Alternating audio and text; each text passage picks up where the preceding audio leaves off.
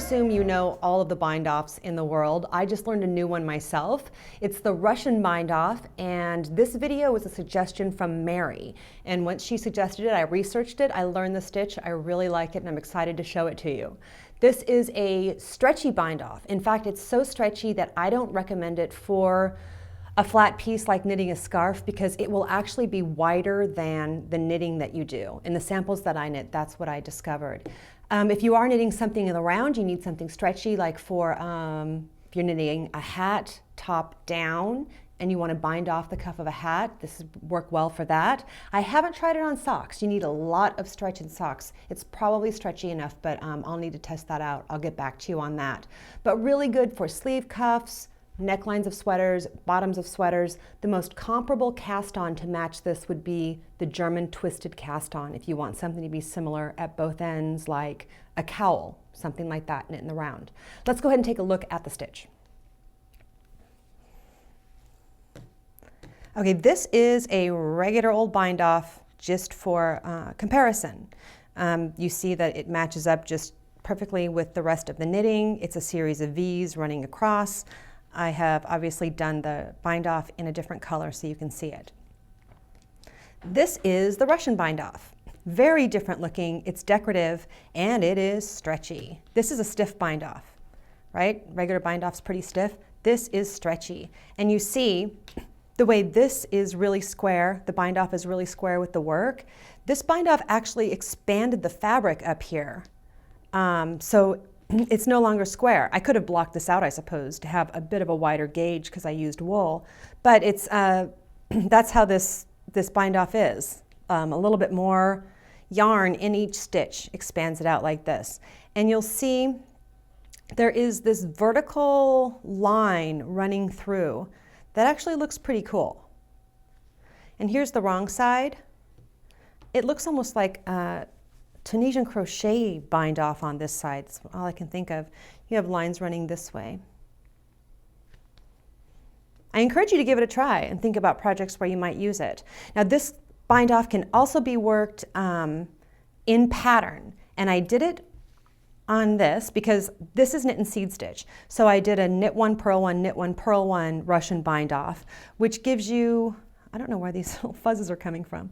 It gives you the vertical line, horizontal line, vertical line, horizontal line. It didn't really make that much difference to bind off in pattern. It gave me something that's kind of a different look. It's maybe a little bit stretchier. Let's see.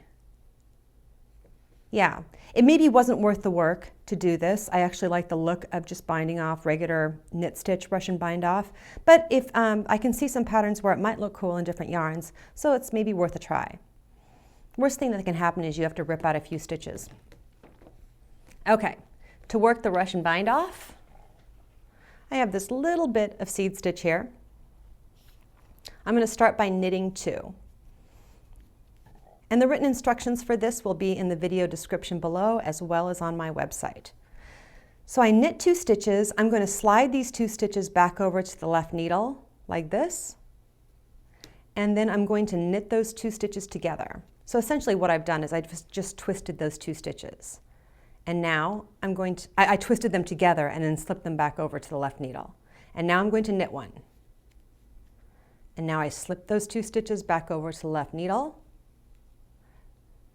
Knit the 2 together, and knit 1. This is the pattern. Slip those 2 stitches back over to the left needle, knit 2 together, and knit 1.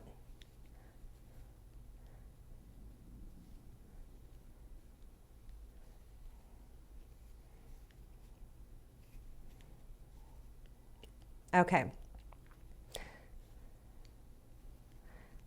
To work this in pattern, instead of doing a knit 1 stitch every time, I'll see what the next stitch coming up is. This is seed stitch, my next stitch is a purl. So instead of the knit 1, I'll yarn forward and purl 1.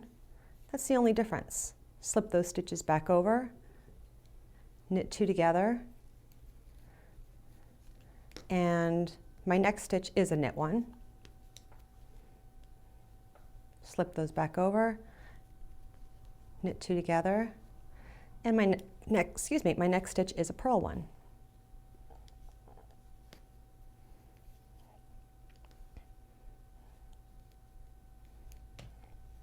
And there is a finished example of the Russian bind-off in the same color that I knit with.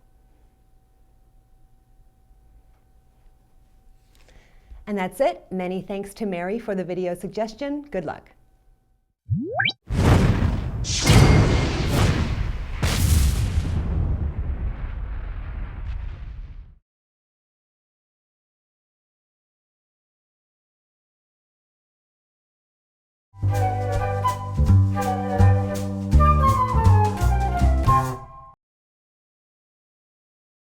Now we do Russian bind-off.